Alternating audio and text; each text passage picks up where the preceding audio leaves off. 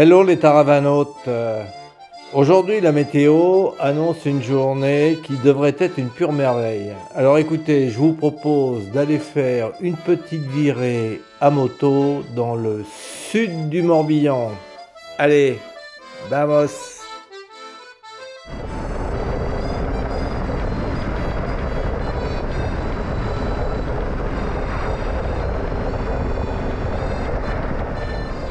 Notre premier point de chute se situe à 71 km. Il s'agit du barrage d'Arzal.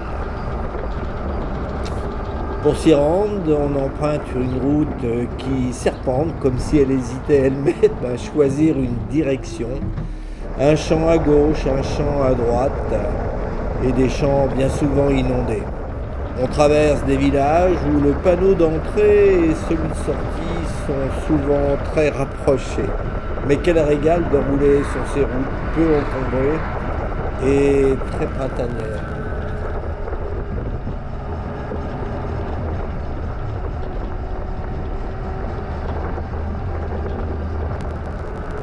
Nous voici arrivés en amont du barrage d'Arzal où se situe plus précisément la marina. Cette petite ville flottante appelée Port d'Arzal-Camoël compte plus de 1000 places d'amarrage. C'est un lieu paisible où j'aime bien venir regarder les bateaux, regarder les chantiers. C'est très cool.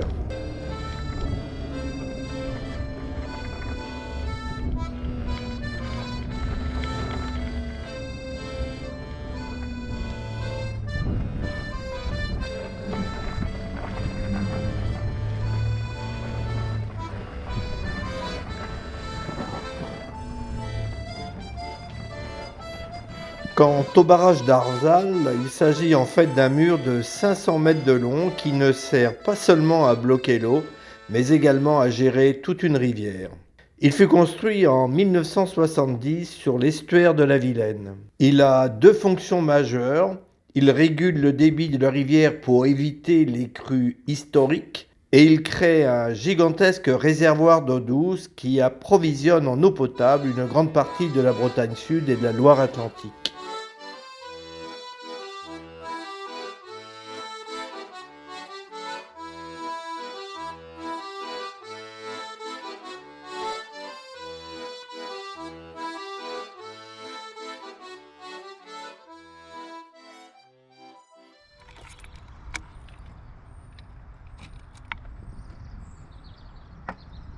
Bon, on va essayer. Bon, bah écoutez, ça marche. Je pensais que ça allait charger plus vite, mais non, je sais pas pourquoi.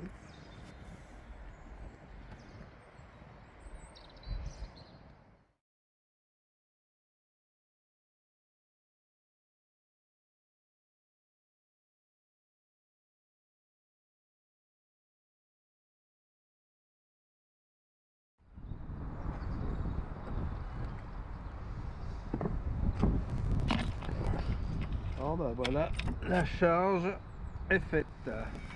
Tout ça pendant l'heure du repas, donc c'est plutôt cool. La moto est rassasiée, le motard est rassasié. Parfait. On va poursuivre la route. Ils avaient annoncé 16 degrés, mais là on n'y est pas encore.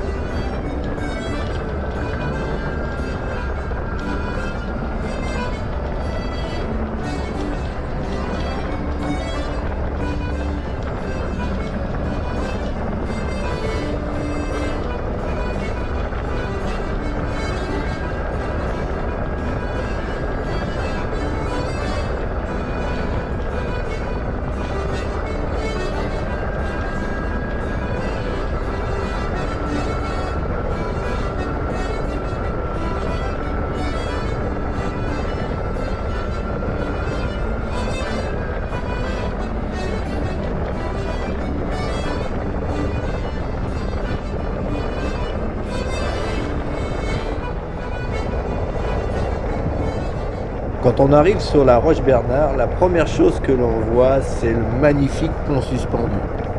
C'est l'un des éléments les plus emblématiques de la ville. Il franchit la Vilaine et relie le Morbihan à la Loire-Atlantique. Il fut inauguré en 1839 et il faisait partie des premiers grands ponts suspendus construits en France au XIXe siècle.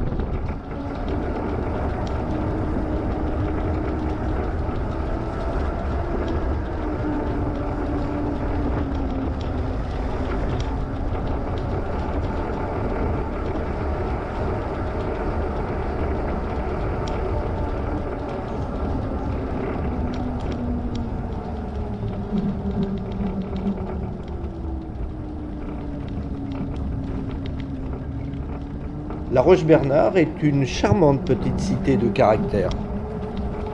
La ville s'est développée grâce à son port fluvial qui fut un important centre de commerce dès le Moyen Âge. Aujourd'hui, le port est une petite marina attirant plaisanciers et visiteurs pour son ambiance pittoresque.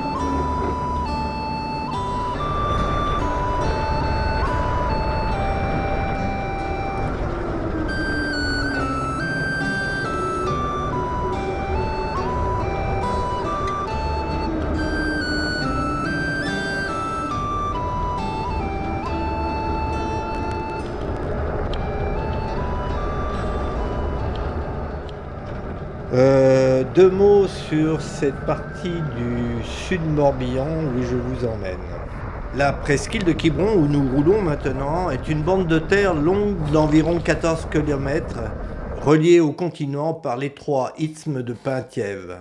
Cette presqu'île présente deux visages très contrastés. La côte est, du côté de la baie, avec des plages de sable fin et des eaux calmes, et la côte ouest, côte sauvage, avec des falaises abruptes, des rochers sculptés par l'océan Atlantique, avec parfois, et notamment les jours de tempête, des paysages spectaculaires.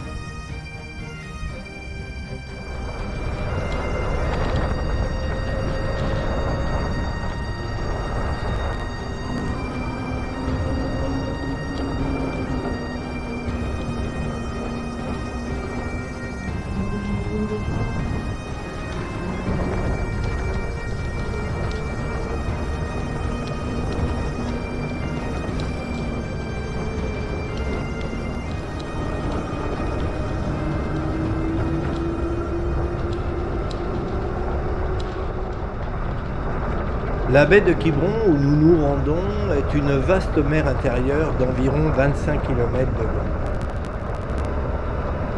Elle est protégée de l'Atlantique par la presqu'île de Quiberon à l'ouest, fermée au sud par les îles de Belle-Île, Ouate et Eudic, et ouverte au nord vers le merveilleux golfe du Morbihan. La baie offre donc des eaux relativement calmes comparées à l'océan sauvage et ouvert.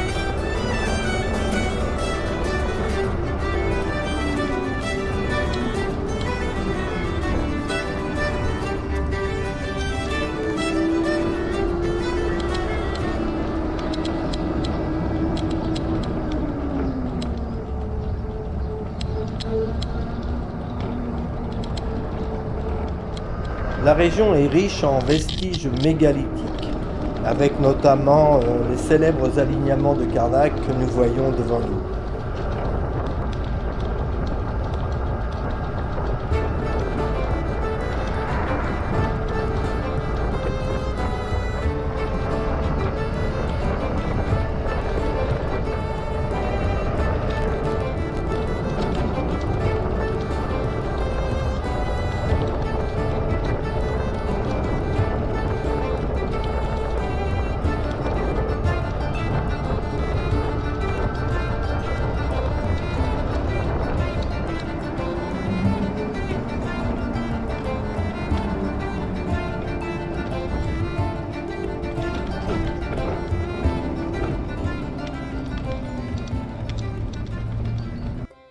Et voilà, nous terminons ce joli road trip en traversant la Trinité-sur-Mer, surtout célèbre pour son grand port de plaisance, plus de 1000 places, l'organisation de régates prestigieuses et la présence de quelques skippers professionnels.